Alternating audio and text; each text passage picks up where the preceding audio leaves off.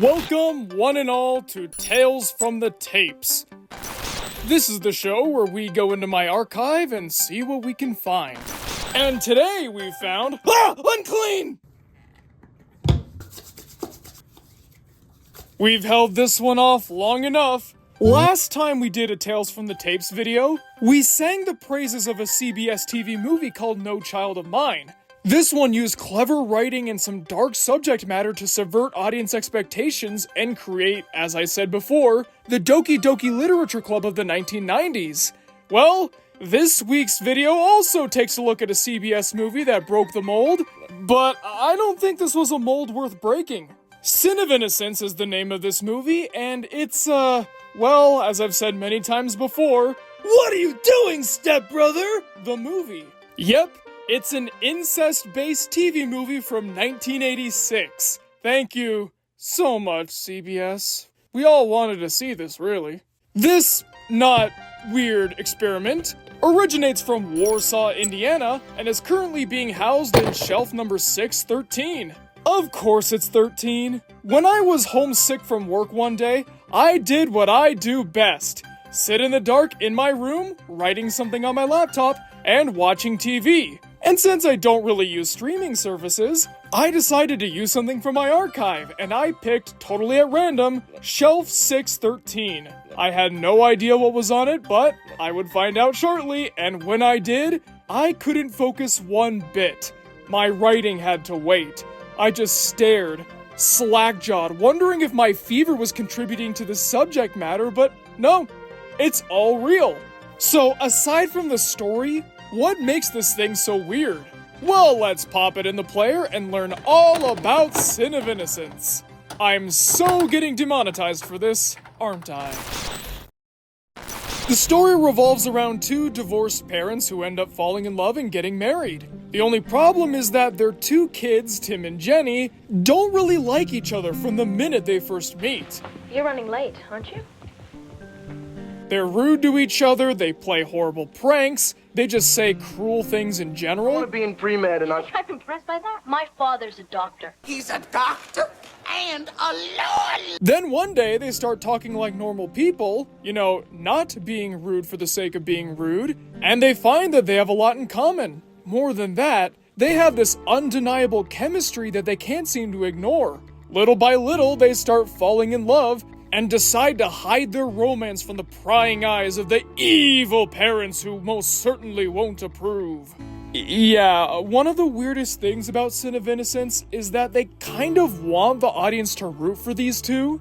I get it, they're not biologically related, but they're still family, you know? Step-siblings are still siblings. The fact of it is, you're in the same family now. yeah, thanks to you. Yes, that's right. That's how it works, Tims. We didn't invent that. Maybe I'm just being a prude or whatever, but no, I want them to get exposed. I want this to stop.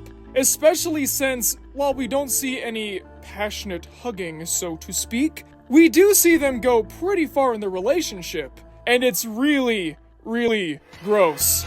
I get it, it was the 80s, nobody had really done anything like this before on a primetime slot, but maybe that was for a good reason, you know? Unacceptable! Unacceptable!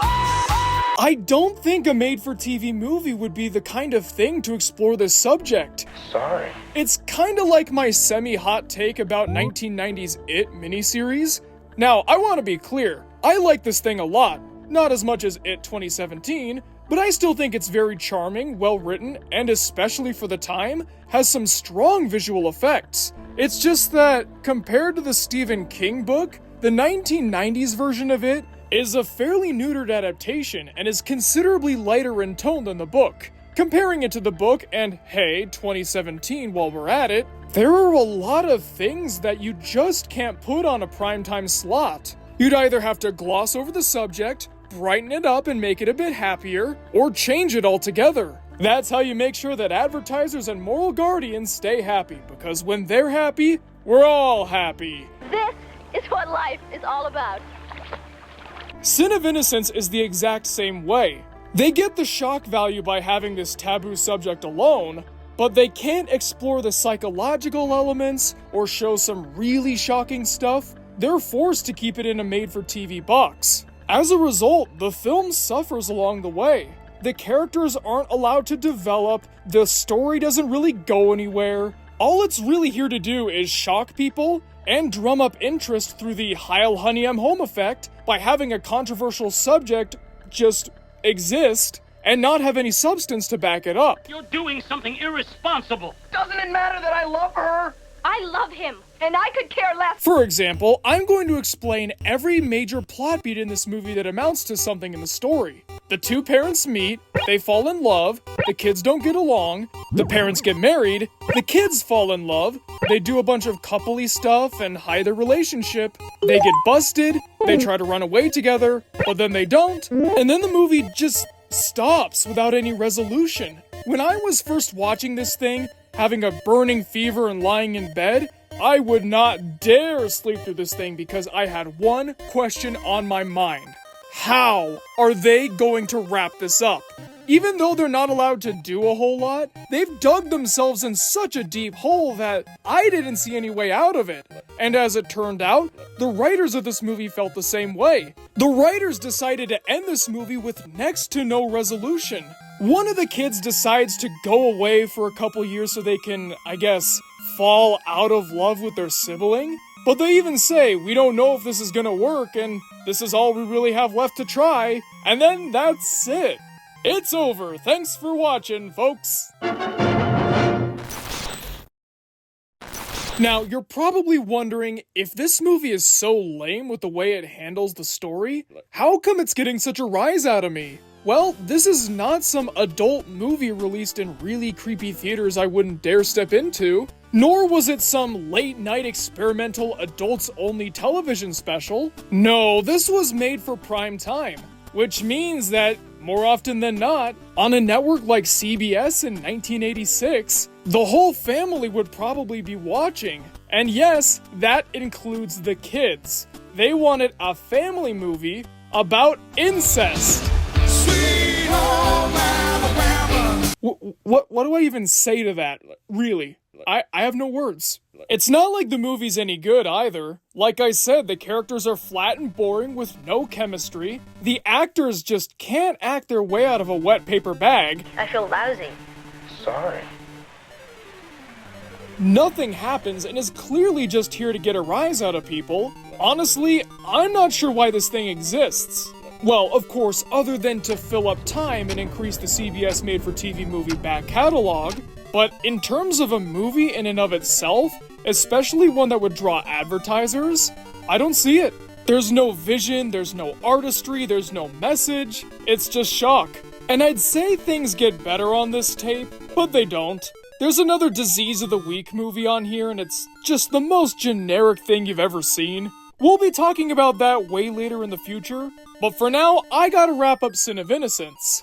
I get it, CBS wanted to try something new outside of the typical Disease of the Week formula or ripped from the headlines story, but did they really have to do this? The feelings I have for Jenny are still there. Damn it, Tim, do you think this is gonna help things? It's the truth, Dad! It's like when Captain Planet talked about AIDS. You're not prepared for this. We don't want to catch AIDS. Come on. Know what you're good at and try to stick with it. If you're going to try something new, why not practice a little first? You don't learn to ride a bike by going on a mountain trail, and you don't learn to swim by jumping in the depths of the Pacific Ocean, and you don't make movies with dark subject matter by doing this. And if you are going to try to compromise your dark vision and try to get kids to watch this stuff, well then, I'm not sure how I can help you there. You just seem like the kind of person I wouldn't really get along with, you know? So that there is Sin of Innocence. What else could I even say? Honestly, I mean, yeah. Well, folks, thanks for watching the video. What'd you guys think?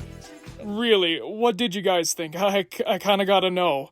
Comment below and let me know because I'm always excited to hear what you guys have to say. And now it's time to thank our wonderful Patreon people, starting with our Masters of Fate. Chan 11, Drew the Stew, Kev Messick, MD the Dude, Platinum Bass, Quiet Chap, Ryan Williams, Timey, and Woody Woo. And now, our executive producers, Aaron Vasquez, Albert Robinson, Blackjack, H.R. Huffman, Indiscreet One, Orsinus, Ravioli Supremo, Unkale, and who else but Zane. If you too would like your name read at the end of every Media Mementos video, then why not consider donating to the Patreon? There's a fancy little link in the description below for you to check out. And if you want to get more involved in the Media Mementos fan community, down there we've also got a link to the Media Mementos Discord server, so stop on by and say hello. Next time on Tales from the Tapes, we're going to be talking about, at the time, one of the most disappointing sitcom finales there ever was.